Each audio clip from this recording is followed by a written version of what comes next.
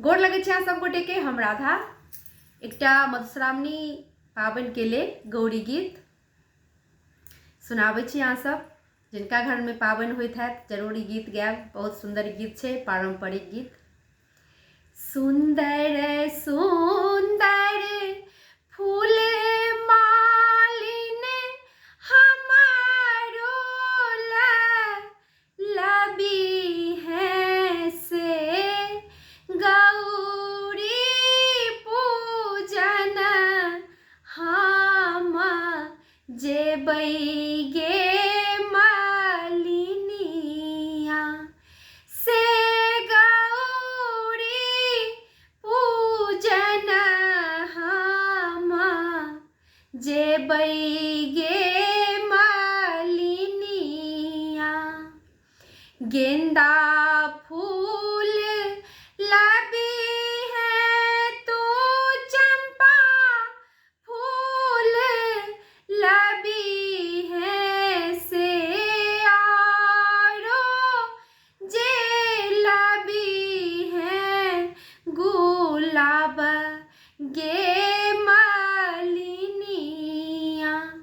से आरो जे लबी है गुलाब गे मालिनिया।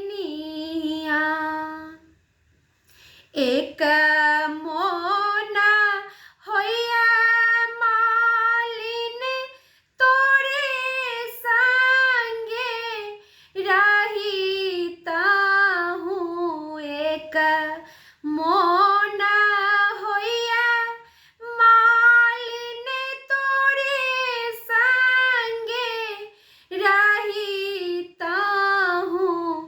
देखिता राम के स्वरूप गे मालिनिया से देखिता में राम के स्वरूप गे मालिनिया।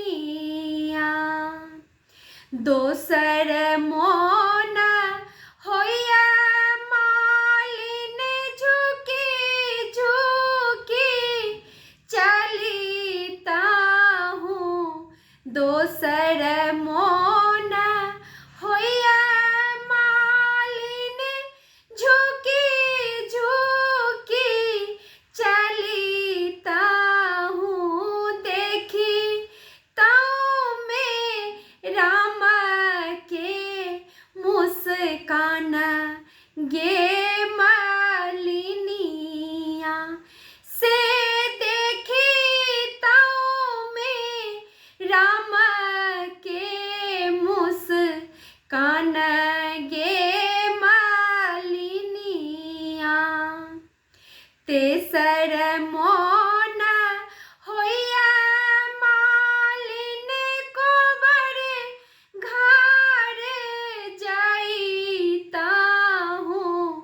तेसर मोना होया मालिन कोबर घर जाइता हूँ। देखी ताऊ में सीता श्री राम गे मालिनिया से देखिता में सीता श्री राम गे मालिनिया। जय मिथिला, जय मैथिली।